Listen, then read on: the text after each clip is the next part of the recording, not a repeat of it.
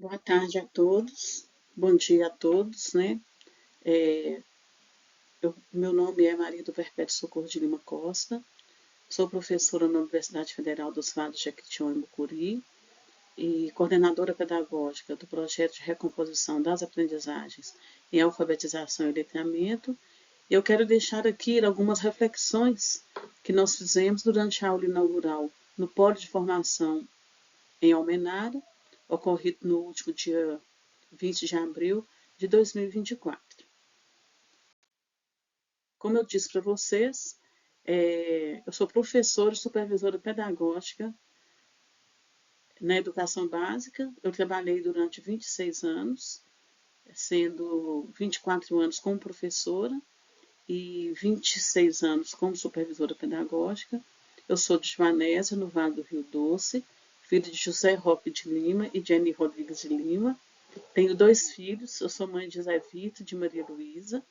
A minha formação é em pedagogia, sou especialista em supervisão educacional e psicologia da educação, com ênfase em psicopedagogia preventiva pela PUC Minas, mestre em educação pela Unicor, doutora em educação pela UFMG, pós-doutora em educação, fui consultora da Unesco avaliando o programa Mais Alfabetização no ano de 2018 e atualmente eu sou professora de didática e gestão escolar e estágio em gestão educacional no curso de licenciatura em ciências biológicas da UFVJM.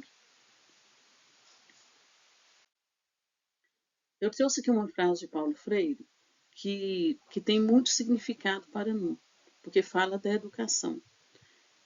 E eu tenho certeza que para vocês também, porque todos nós somos educadores.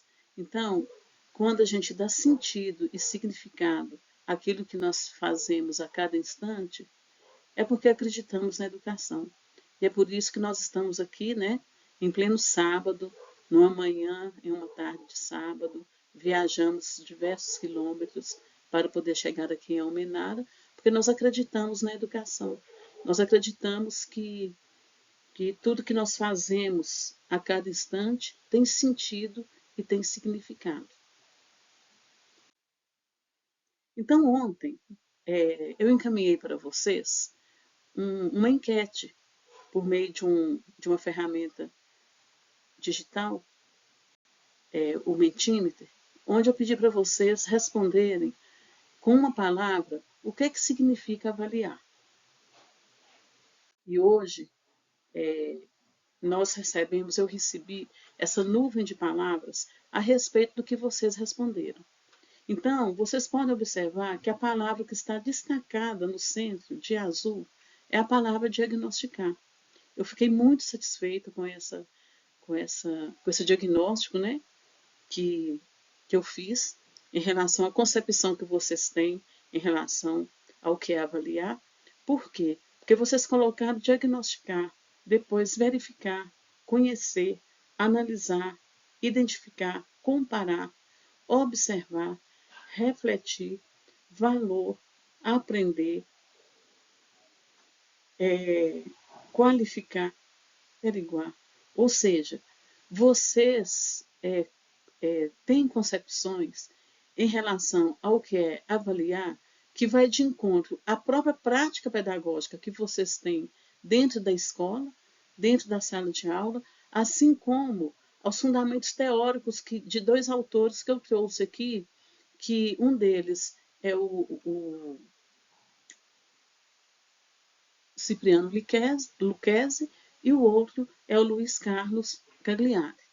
O Lucchesi, quando ele fala da avaliação, ele diz assim: a avaliação é um processo contínuo, constante e gradativo, como vocês colocaram lá na nuvem de palavras. Ou seja, a avaliação, para a gente poder compreender a avaliação, nós temos que pensar que a avaliação diagnóstica ela é uma avaliação contínua, formativa, processual e não significa um tipo de avaliação. Ela significa uma postura diante do que se avalia, diante dos estudantes, diante do processo de aprendizagem. Então, para nós, qual que é a postura que nós assumimos perante a avaliação diagnóstica. E trouxe um outro autor aqui, que é o Cagliari. O Cagliari ele fez alguns estudos no campo da alfabetização e letramento, e ele nos ensina como que nós podemos realizar a avaliação diagnóstica considerando a apropriação das crianças do sistema da linguagem escrita e da leitura.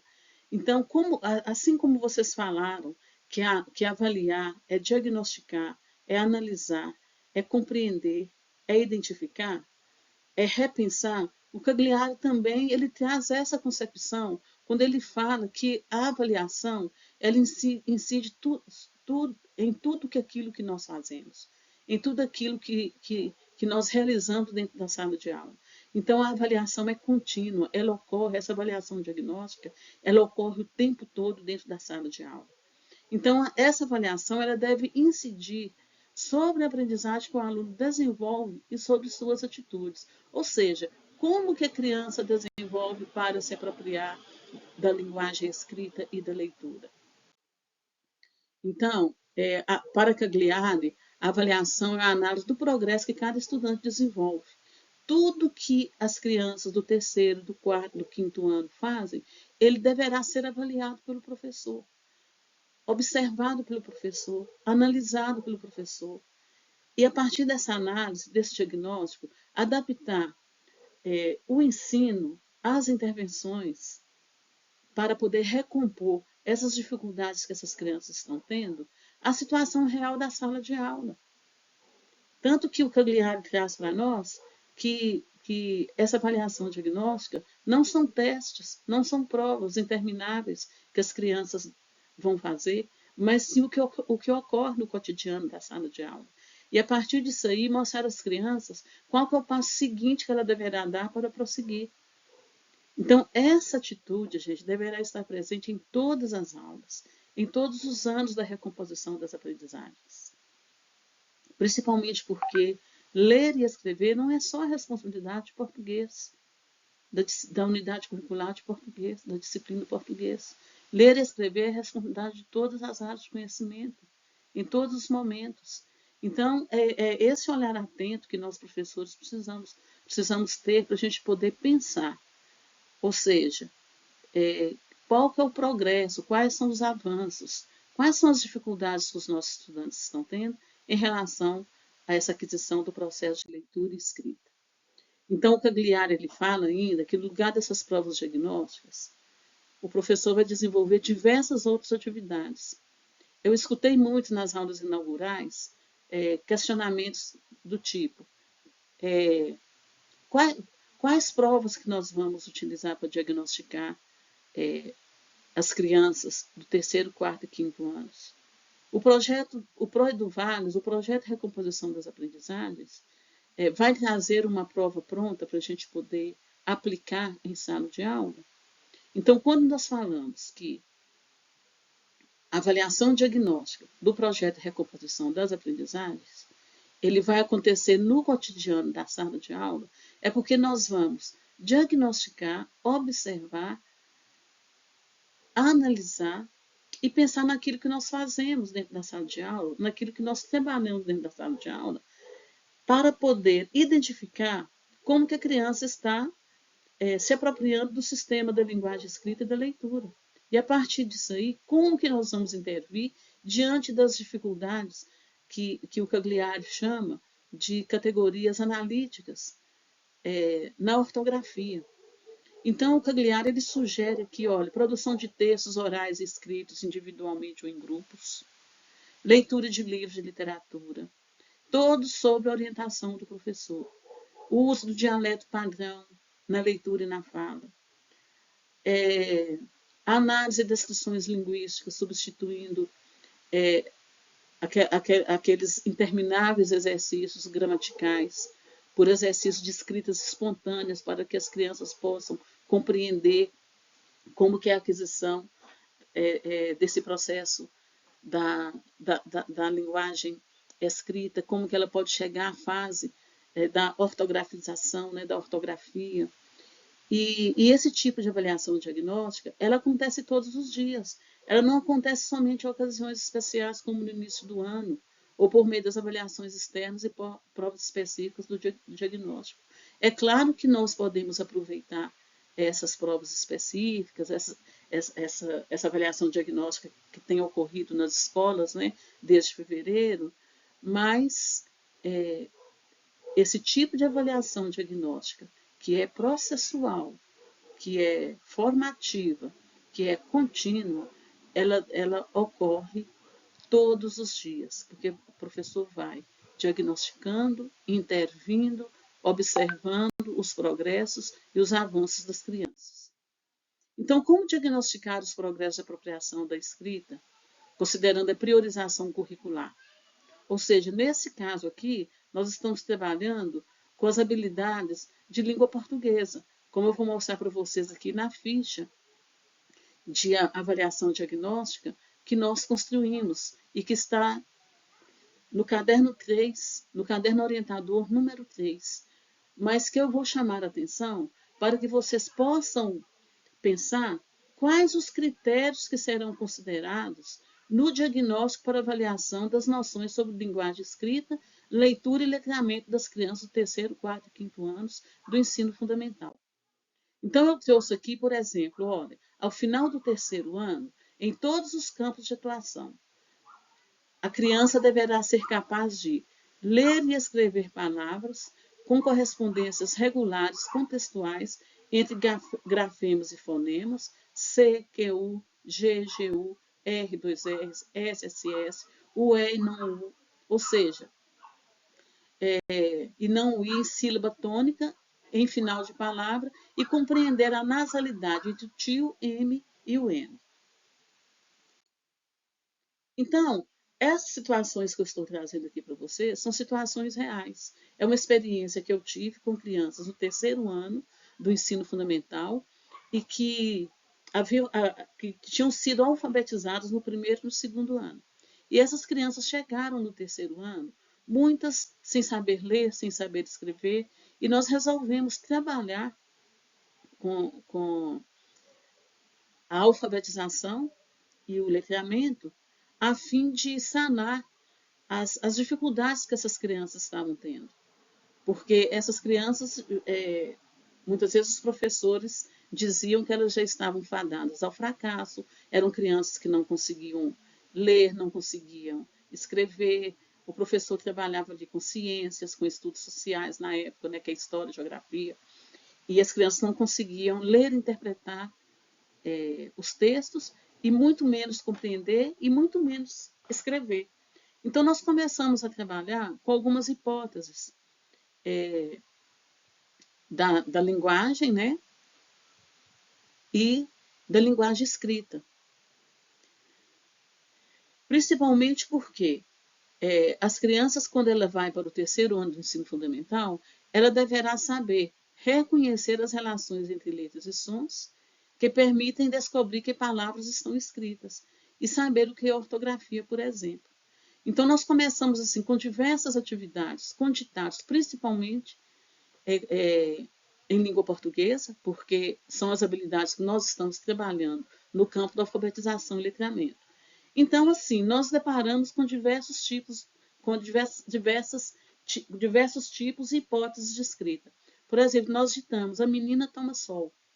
E uma preocupação nossa era que nós falássemos essa linguagem oral de uma forma muito natural e não artificial. Por quê? Porque as crianças, quando elas estão se apropriando da aquisição do sistema da linguagem escrita, elas escrevem do jeito que elas falam.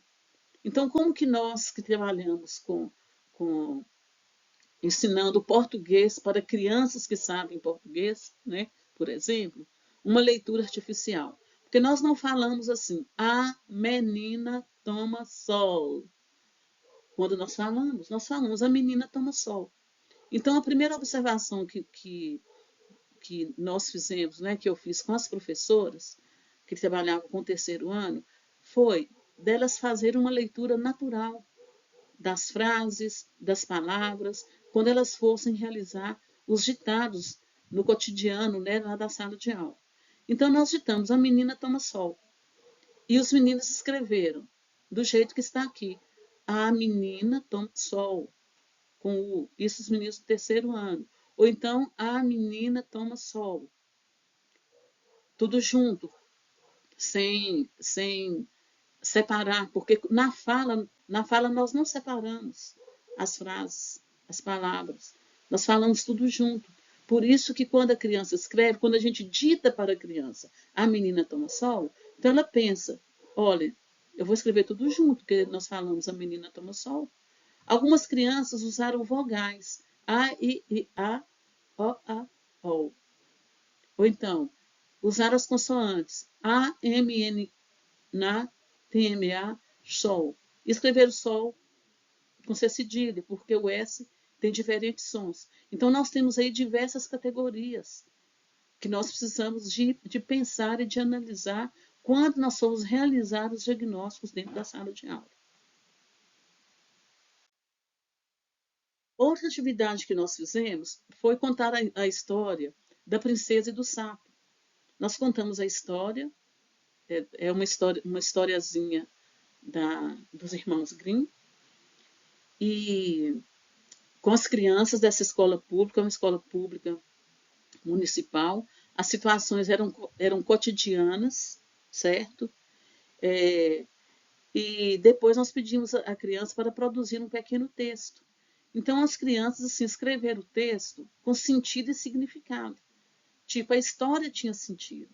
Mas quando nós fomos analisar o texto, por exemplo, que eles escreveram, a produção que eles escreveram, então tinha crianças que textos que não tinham nenhum sinal de pontuação, não tinha uma vírgula, o texto o texto com início com letra minúscula, sapo com C cedilha, sapo com 2 S, sapo com PU no final, príncipe do jeito que fala, príncipe, lagoa, lagoa, casa com K, casa escrito com as duas consoantes ou com as duas vogais, ou casa com Z, o sol com U no final, então usando somente o S e o L. E teve crianças que escreveram, que ao invés de escrever a palavra sol, desenharam o sol. Teve crianças, por exemplo, lá no ditado A Menina Toma Sol, que eles desenharam uma menina e o sol. Significava para ele que aquela escrita ali, a menina estava tomando sol. Então, assim, em outras situações também, à medida que nós fomos observando na escrita das crianças, por meio dos ditados que a professora trabalhava, ou mesmo em outras situações, como por exemplo em ciências, quando nós trabalhamos com as camadas da Terra, em ciências, que os meninos escreveram terra com R, escreveram núcleo com U no final, escreveram palavras assim, que em outros, é claro, né, que em outros conteúdos, afeta também o sistema de escrita. Então, por exemplo, bolacha, ele escreve do jeito que fala, do jeito que ele fala, de ouro, tudo junto, jornal, com U no final, apareceu, foi na, tudo junto, abacaxi com CH, bolo, com U no final, sabão, escrevia sabão por causa do som do an, estarão, ao invés de escrever estarão, estarã, pássaro, às vezes escreve pássaro somente com um S, anel, anel. Então assim, diversas palavras que a gente observava nesse cotidiano. Então, por exemplo, a menina toma sol, já dei o exemplo, ele quebrou o pote. Como que a professora fala? Ele quebrou o pote. Então, como que a criança vai escrever? Vai escrever do jeito que está na língua falada. E daí ele escreve. Então, como que nós vamos trabalhar para que, dentro das convenções ortográficas do português, nós possamos ortografar, trabalhar de uma forma ortográfica com essas crianças, para que eles possam se apropriar do sistema da escrita e da leitura. Então, aqui tem alguns exemplos, né?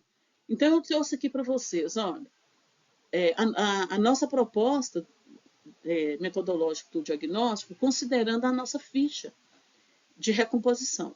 Então, nós temos aí, olha, eu só vou pegar o primeiro objeto de conhecimento, que é decodificação da fluência em leitura. Então, qual que é a habilidade? Ler palavras novas com precisão na decodificação. No caso de palavras de uso frequente, ler globalmente por memorização.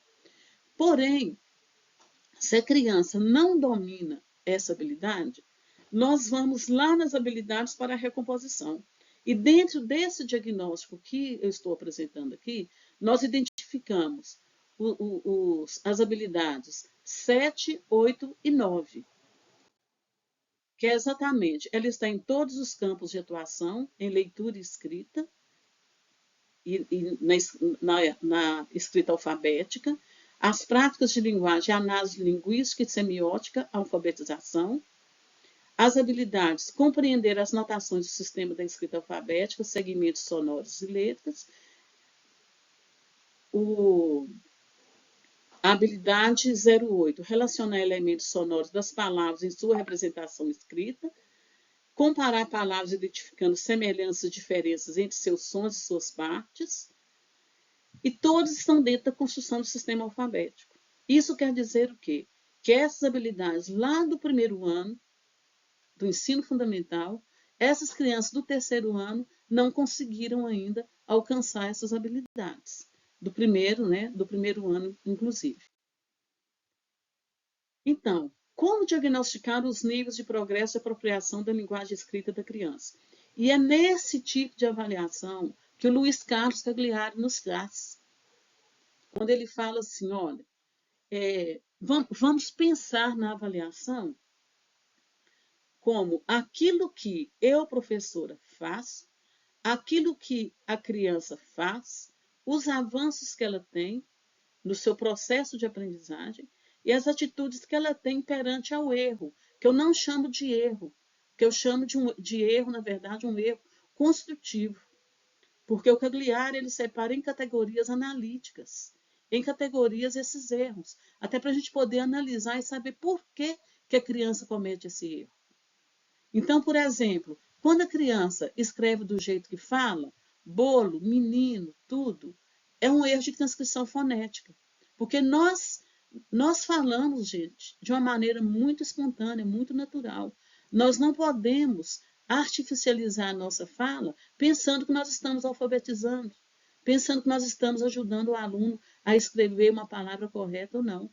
Nós temos que fazer a criança compreender que o que nós falamos é de um jeito, o que nós escrevemos é de outro, porque existem as convenções da ortografia, alfabéticas e ortográficas, certo? Então, a primeira coisa que nós temos que pensar é isso, que quando nós falamos a menina toma sol, ou então o bolo é gostoso, ou então tudo que vamos fazer é significativo, por exemplo, o tudo, ele poderá escrever tudo e não tudo.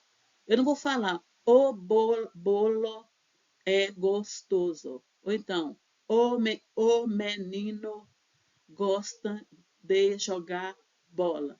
Não, o menino gosta de jogar bola.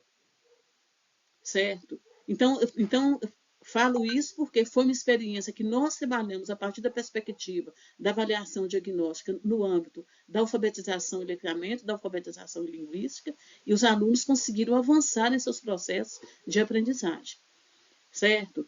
Outra situação, uso indevido de letras, o som do S, S com som de Z, S com som de 2 S, S com som de C cedilha. Então, é uma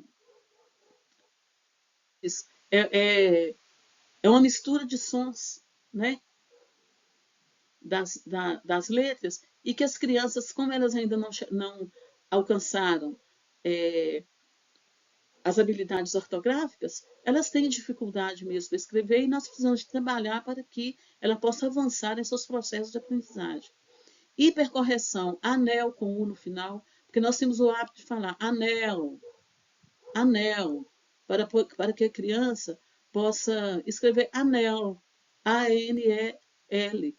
Mas, às vezes, quando a gente fala anel, ela escreve com U, porque está dentro, além de estar dentro da transcrição fonética, dela escrever do jeito que fala, ainda existe uma outra categoria, que é a hipercorreção. Porque, às vezes, a gente trabalha com a palavra apareceu, a criança usa o L, ao invés de usar o U, e quando precisa escrever anel, ao invés dela escrever anel com L, ela escreve com U. Apareceu, ao invés dela escrever com U, ela escreve com L.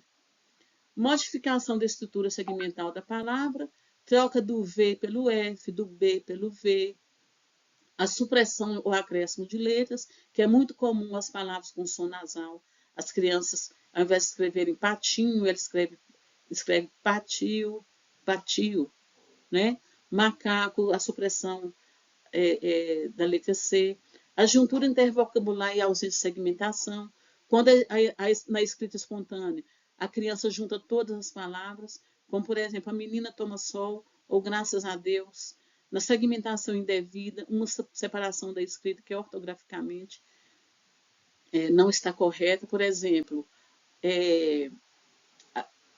a bola afundou no buraco, né? Então, afundou. Porque fundou tem um sentido. Então, a criança pensa, uai, existe a palavra fundo, então, afundou pode ser separado. Ou então, agora, a palavra agora pode ser separado. Então, tem diversas categorias que nós precisamos de pensar na hora da gente fazer essa avaliação diagnóstica das crianças. A forma morfológica diferente, mim, ao invés de em mim, passear, ao invés de passear. A forma estranha de traçar as letras, muitas vezes, quando a gente vai observar a escrita das crianças, a forma com que a letra, a grafia da letra, a gente não sabe se ela escreveu B ou se ela escreveu V, se ela escreveu Q ou se ela escreveu P, né? É uma forma estranha de traçar as letras. O uso indevido de letras maiúsculas e minúsculas. Eu escutei muito os professores e alguns articuladores comentando que as crianças estão lá no 5º ano e que escrevem o nome próprio com letra minúscula, sendo que é uma habilidade lá do primeiro ano do ensino fundamental. Quando nós começamos a trabalhar com os nomes, aí nós já trabalhamos com o nome da criança, já alfabetizamos usando a letra do nome das crianças, as sílabas do nome da criança, dos objetos da sala de aula. E aí nós diferenciamos. Por que nós escrevemos o nosso nome com letra maiúscula? Principalmente quando a criança inicia a escrita cursiva, se assim eu posso dizer. Os acentos gráficos, principalmente o acento agudo, o acento circunflexo. Por exemplo, você vai escrever vou, ele escreve vou, vou, e coloca o V, o O e o acento circunflexo, e o acento agudo, quer dizer. O acento agudo, viu, gente? Os sinais de pontuação, quando eles usam sinais como ponto final para separar ou isolar palavras. Por exemplo, nesse texto espontâneo sobre a princesa e o sapo, nós deparamos com textos onde duas crianças colocavam vírgula em cada palavra que ela escrevia. Então, depois nós tivemos que trabalhar com sinais de pontuação. Foi um trabalho, assim, bem interessante de intervenção, de recomposição, e que deu muito certo, sabe? E que nós trabalhamos com essa... Na época não era recomposição, eram intervenções pedagógicas a partir das dificuldades que as crianças apresentavam, por meio das habilidades que elas não haviam adquirido no primeiro e no segundo ano do ensino fundamental. E os problemas sintáticos, como problemas de concordância ou de regência.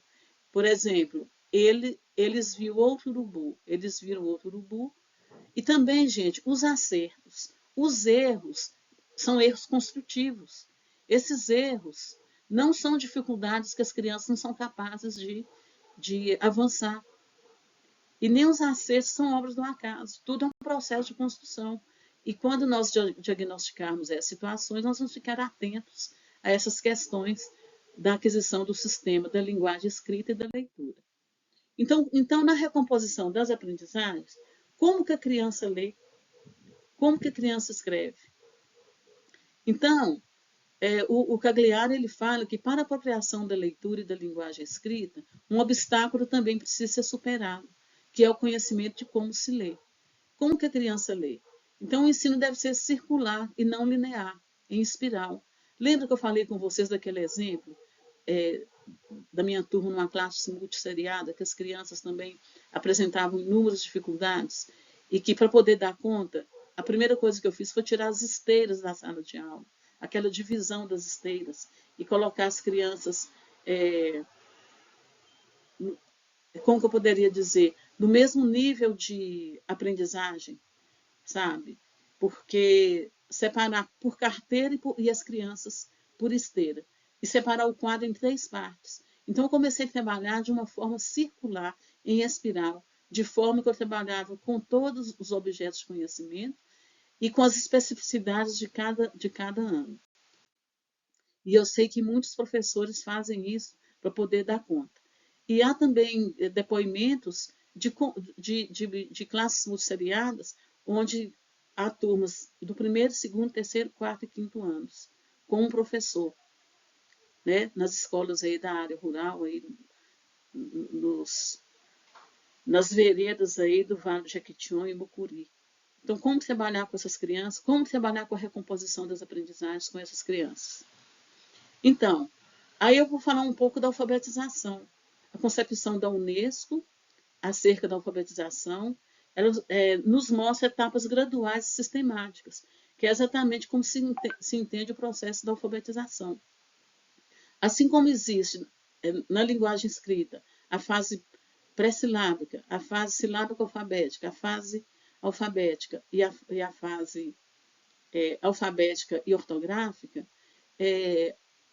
na leitura, à medida que a criança também vai se apropriando da linguagem escrita, ela vai se apropriando dessa decodificação dessas letras, ela vai compreender as palavras e, por fim, o texto completo. E, partindo desse conhecimento, ele estará apto a realizar as leituras interpretativas e reflexivas. Então, nós temos aí o estágio lopográfico, que é quando a criança identifica sinais, por exemplo, em rótulos, que ele diz que é a letra C para Coca-Cola, e L para o rótulo do leite da vaquinha, o N para Nescau, ou então o C de chocolate para o Nescau. O estágio alfabético, onde ele faz uma relação entre o fonema, entre a letra e o som que desenvolve, né? Ou seja, as correspondências com letras e como mesclar esses sons em palavras, ou seja, o texto e a fala, e o desenvolvimento da rota fonológica. O estágio ortográfico é quando os leitores não precisam pronunciar palavras, mas pode reconhecer em um regularmente, mas pode reconhecer um grande número de palavras automaticamente, porque ele já sabe o sentido e significado dessas palavras. Porque são situações de aprendizagem que eles acumularam de estágios anteriores. Exceto, por exemplo, aquelas crianças que são disléxicas, né? Ou que ficam presas ao estágio alfabético, ou então crianças que apresentam muitas dificuldades de aprendizagem, de visão, de audição ou de fala, ou que apresentam laudos mais específicos, certo? Mas, assim, considerando crianças que trabalhamos, nós conseguimos que a maior parte das crianças atinjam essa fase ortográfica. Então, o que é preciso para dominar o ato de ler? Compreender o princípio alfabético, aprender as correspondências entre fonemas e grafemas, segmentar sequências ortográficas de palavras escritas e grafemas, usar regras de correspondência, grafema, fonema, para decodificar a informação. Então, gente, isso são algumas reflexões que eu trouxe aqui para vocês, para a gente poder pensar na leitura e na escrita. Eu queria agradecer a todos pela atenção e desejo assim um bom trabalho, porque nós queremos contribuir, né? O projeto Alfabetização e Letramento para a recomposição das aprendizagens das crianças do terceiro, quarto e quinto ano, juntamente aí com as secretarias municipais, com os supervisores, com os articuladores municipais, com os professores de educação básica, com os diretores e principalmente as crianças que estão lá no terceiro, no quarto e quinto ano e que necessitam tanto de recompor as aprendizagens e de avançar nesse processo de leitura, de escrita, da alfabetização e letramento. Muito obrigada pela atenção.